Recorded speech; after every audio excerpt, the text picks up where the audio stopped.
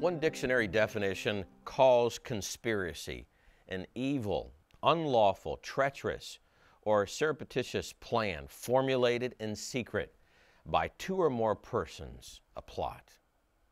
In preparation for this show, I sat back and looked at the sexualization of America, and I just saw things, television, computer, newspapers, magazines, on the streets of our communities, just all around us. And I just looked at all this and asked myself, what is going on? How did we get here? Where is all this going? Where did it all come from? And that just began to drive me to open some books and to begin to do some research to explore how America sort of got from point A to point B with this incredible sexualization.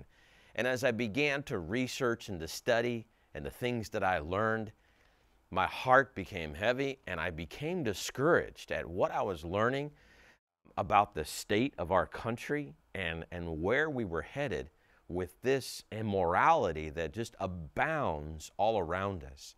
And what I discovered was what I call it a sexual conspiracy. It sounds like a crazy phrase, but I believe long ago there was a sexual conspiracy that was conspired by people that had no idea what the future held in terms of the consequences of their ideas, of their policies, of their beliefs, and the ripple effects that it would have that we're experiencing today. But I definitely believe that they were deliberate and intentional in their evil ideas that were brought upon themselves, upon the country, and upon the world. And what is the goal of this tangled web? Things that I saw as I began to put things together, all too predictable. The love of money, the lust for power and control over people, and the desire to throw off any type of moral restraints and to live free, however one chooses to live. Now, as I look at all this and review it, I thought, you know what? We need a revolt. We need a second American Revolution. And what I'm calling for is a moral revolution in this country. And I want you to join me in this moral revolution where we revolt individually and collectively against this promiscuity, against this immorality, against this sexualization, whether we're in the midst of it, participating in it right now, or we look at it from afar. I call us to a moral revolution. How did we get here? Let me take you on a journey for a moment.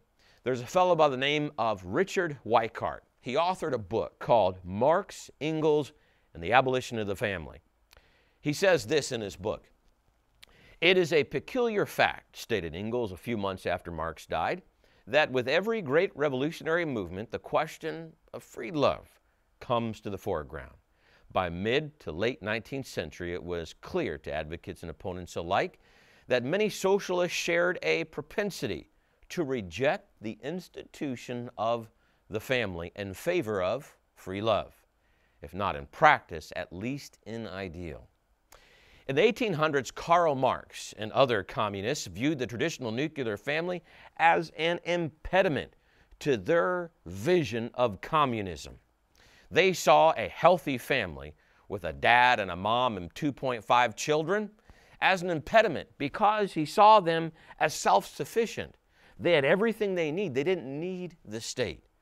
So therefore, communists and Marx and others began to form ideas and ways to be able to undermine the traditional family so that one day the family would need the state, and the state would take the place of the father in the home, and the state would become your daddy.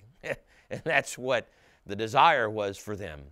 And in many places, they've achieved that goal, where the state would provide. Thus, the concept of free love was born generations ago, way before 1960. Free love suggested that women not be bound up in marriage, that communists almost viewed marriage as a form of tyranny, where a woman and a man were bound together under this tyranny of marriage. So free love was to free people from this sense of obligation, of responsibility, of tyranny. They began to explore and be able to provide opportunities and ways, and encouraged people to explore their natural sexual urges and desires without boundaries and moral restraint. In the early 1900s, there was a fellow by the name of Sigmund Freud who was very influential, and he was the founding father of what is called psychoanalysis.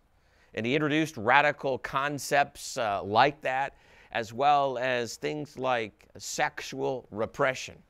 And he thought sexual repression might be good for the Victorian type of society in which he lived that day, but overall, he thought sexual repression was a bad thing, that people should throw off any type of moral restraint that represses or hides or tries to push down one's natural sexual desires. He thought we should live out our sexual fantasies and dreams. No more repression was the desire of his heart through his ideas. Now, eventually, the ideas of Marx and Freud, somehow they became married together and became very powerful through that marriage, through the influence of a man, an intellectual and socialist by the name of Wilhelm Reich, who coined the phrase sexual revolution. Now, during this time, Reich's ideas were considered controversial, so controversial he was often shunned by his own intellectual peers. He was, I believe that he was actually kicked out of a country because his ideas were so crazy, controversial, revolutionary. At one point, he helped form this group called the German Association of Proletarian Sex Politics. And through this association, he introduced some of his concepts and ideas that were totally radical. Listen to some of these. The free distribution of contraception, free abortion on demand, free sex education, free clinics to provide these services to the working class and poor, and the redefinition of marriage. Radical, aren't they? Marx saw the traditional family as a threat to the state, to the control of the state. Freud saw the Judeo-Christian values also as a threat, the threat to abandoning sexual repression, to throw off the restraints of morals, and to live out these desires and these fantasies. But eventually, followers like Reich would use their ideas to initiate two sexual revolutions. The first one between 1910 and 1930, and the second that most people in America are more familiar with, between 1960 and 1980. Now, what is this all about? Again, it's all too common. The love of money, the desire for power and influence over people, and the rejection of those moral restraints in order to live with a sense of freedom, without any sense of boundaries to one's desires or urges. Now, what is this revolution, so-called revolution, done for America? What are the wonderful benefits that it has done for us? Well, when you begin to look at the sexual revolution, proponents will list out all kinds of pluses and benefits, but eventually they come around where they got to put in there something about the real effects of it. And so you find eventually statements like this from one author. Since the sexual revolution, out-of-wedlock births, sexually transmitted diseases, teen pregnancy, and divorce have all risen considerably.